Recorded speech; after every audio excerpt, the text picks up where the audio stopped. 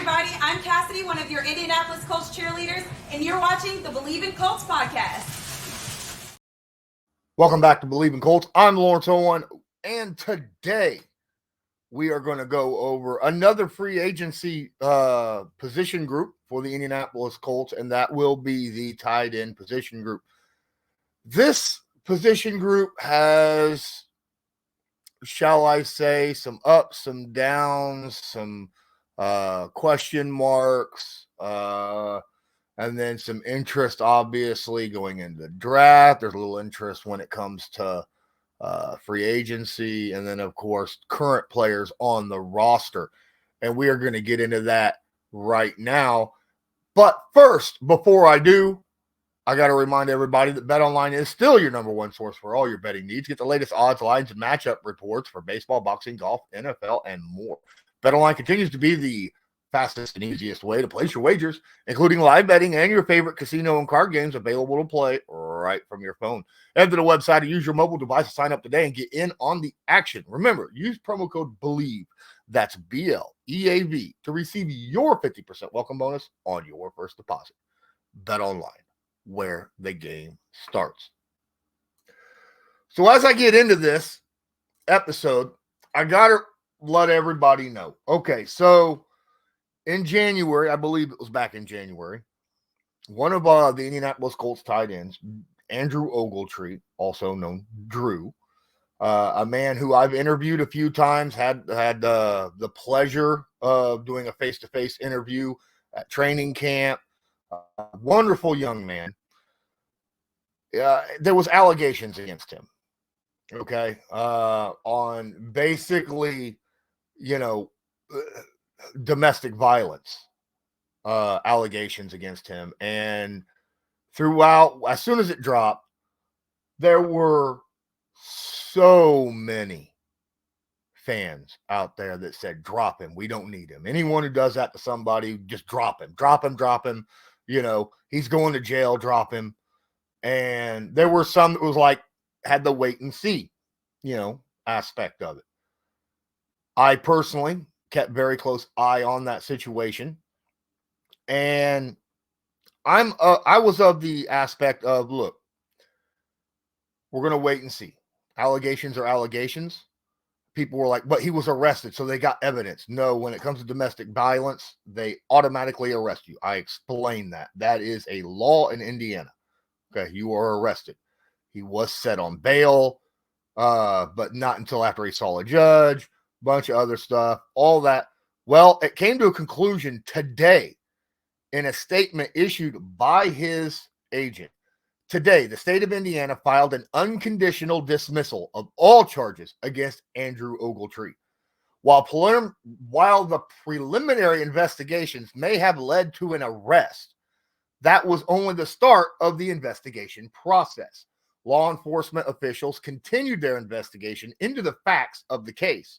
And after completing their review of the evidence, the Hendricks County prosecutor dismissed the case. The prosecutor dismissed it. Andrew has always maintained his innocence, and he has been fully exonerated. Andrew would like to thank Hendricks County Prosecutor's Office and the Avon Police Department for their professionalism and their never-ending pursuit of the truth. Additionally, Andrew deeply appreciates his friends, families, and the fans who stood by him during these proceedings. Finally, Andrew is forever grateful to his attorneys who believed in his innocence and fought tirelessly for today's results. Again, allegations do not mean anything in today's world, especially when it's a celebrity, right? Allegations could just mean, someone don't like you and they make allegations about it. And they're trying to get back at you. That's how people do. Now, I'm not saying he could have done it. He absolutely could have done it, but he didn't. Okay? That's what the process is all about. The process of finding out the truth. If he did something, then he has to pay the consequences. If he didn't, then his name should not be smeared through the mud. But it already has, right? Because of, as soon as it came out, people automatically made assumptions that he was guilty and that he needed punished, and they wanted nothing to do with it. If someone said that about him, and it wasn't true, how would you feel if everyone around you automatically assumed that what was alleged actually happened if it didn't, right? So we have to let the process go through, let the investigation go through, and that is the end result for Andrew Ogletree. I'm extremely happy for the young man. I'm glad that he has been exonerated and that the case was dismissed, because the Indianapolis Colts absolutely need this young tight end. He is a playmaker. He's very good at blocking. He's good up the middle. We're going to get into more about that in a minute. But yeah, I had to put that in there since this is the tight ends episode and the information dropped today. Absolutely needed to talk about that. So, with that being said, the Indianapolis Colts have 5 tight ends on the roster. 5 tight ends. And these are all 53-man starting tight ends, 53-man roster tight ends, right? Flat out. Oh, my goodness. At the aforementioned Andrew Ogletree, Mo Alley Cox, Will Mallory, Kylan Granson, and then, of course, that other guy, right? That other guy who didn't even play last year, Jelani Woods. So that's a situation that we got to keep an eye on. And a lot of people are like, well, the tight ends, we don't have an alpha. We need an alpha. Well, Jelani Woods didn't play at all last year. Andrew Ogletree only played 9 games, right? Or 12 total, right? He was hurt some of the time. Will Mallory was injured some of the time. Kylan Granson was injured some of the time, you know. And then, like I said, Jelani Woods didn't play at all. So we had a lot of injuries throughout the year. And we also had a quarterback that had issues throwing the football to tight ends. He was throwing them way off target, overthrowing, throwing it behind them, throwing it in places that they had a hard time catching. Here's the situation. In my opinion, we have a very strong tight end group. Does that mean that we shouldn't go out and add a weapon? No. That does not mean we shouldn't go out and add a weapon. I'm just saying that we are pretty deep at tight end right now. And with the press conference the head coach Shane Steichen put out today or yesterday, I can't remember exactly when it was. I watched it this morning. You know, he's very happy with the depth that the Indianapolis Colts have at tight end, and said that he feels that as a group, it is a very, very good group. But again, there's always names out there.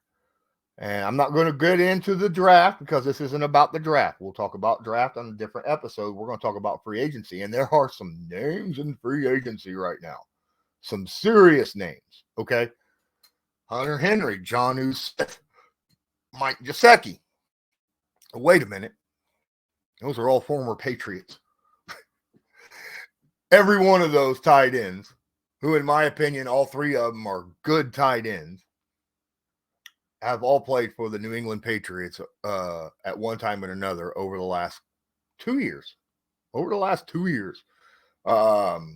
John Smith played for Atlanta this past year, but played for the New England Patriots. Before that, Hunter Henry just came off his 3 years with the Patriots. Mike Gesicki obviously was with New England last year. But those ain't the only 3 guys. I mean, there is a list of names, right? Gerald Everett, good tight end. Noah Fant is a guy who the young receiving tight end. Austin Hooper, who's been out. Smith Jr., who played for Cincinnati last year, but was with Minnesota Vikings before that. Jeff Swain, right? Jimmy Graham and Mercedes Lewis, both these guys pushing 40, are still out there. Now, there are other names, but those are some of the bigger names that I can think of. CJ Uzomah, I forgot about him. Let's drop his name in there too. He just cleared the 30 mark, 31, I think, last year. But these are some names that are out there right now in the free agency market. And quite frankly, I think we have a Hunter Henry, Gesicki, and Jonnu Smith style guys younger on the team already, right? I feel like Hunter Henry, Jonnu Smith, Mike Gesicki, they're all kind of the medium build, can block, and can run seam routes. And those are guys very similar, in my opinion, to guys like Drew Ogletree, right? Because he was exonerated, he is a Colt. I feel like he is a guy who, when healthy and with a quarterback who knows how to lead a tight end, because let's face it, there's a difference what we saw between Anthony Richardson and Minshew when it came to the tight ends. When it came to the tight ends, it seemed like Anthony Richardson would lead these guys on seam routes and crossing routes and post routes beautifully, right? Occasionally an overthrow, but he's seen them more often. And because they're in the middle of the field leading away, his arm strength was able to get the ball in the tight positions, which allowed to make more plays, more throws towards them. Whereas, last year, I feel like the loss on that was more from Minshew rather than the tight ends, being that Minshew was wildly overthrowing or throwing behind multiple times. And he just didn't have the arm strength to get it in the tighter situations, okay, down the field between safeties, things of that nature. He wanted a guy who was wide open. All right, that's who he was trying to throw to all the time. Sometimes if you just had a step on a guy and you're leading away from him, he wouldn't throw the football because his arm strength had an issue there, right? And it would lead to a pass breakup or an interception. Whereas if Anthony Richardson is playing, he's not afraid to take those shots. I think you'll see a huge jump in the production at tight end with Anthony Richardson at the helm. Hopefully Anthony Richardson can stay healthy the entire year, and then we should see that massive jump. I don't think the Indianapolis Colts really need any of these free agency tight ends. Most of these guys are somewhere between 26 and, like I said earlier, near 40. Most of the guys like Hunter Henry, Jonnu Smith, Mike Gesicki, they're 28 to 30 years old. Okay. That's on the higher end of the tight end spectrum. I do not want those guys. We already have one, Mo Alley Cox, who's getting near the 30 mark. And I want to stay and keep us young whenever possible. All right. Unless they have been with the team for a while and are still producing. That's the only way I would sign somebody in a position like that over the age of 30 years old. They already know the system, know the players around them, know the quarterback, and, know the team. Okay. And it's still producing. Outside of that, I don't feel like that is a situation that would benefit the Indianapolis Colts at all. Not to say that these guys are trash and they shouldn't go to a team somewhere. Absolutely. Just about everyone except for maybe, I would not be surprised if Jimmy Graham and Mercedes Lewis found jobs even near the age of 40, okay, because they have been productive over their time. But you got guys like Robert Tonyan Jr. and Jeff Swain, young guys like Irv Smith and, Noah Fant, Austin Hooper, all these guys, they're going to go somewhere. But Indy don't need them because they have depth already. Okay. And I don't see any of these guys producing more than what the Indianapolis Colts tight ends currently right now sitting at. People are going to be like, well, we already need to drop a tight end. We got 5 on the roster. We played with 4 on the 53 man all year. All year there were times we had 4 tight ends, but only 3 wide receivers playing. Okay. I feel like this group, this offensive mindset for the Indianapolis Colts is going to be more bent around tight ends and the running back quarterback combo than they are around the wide receivers.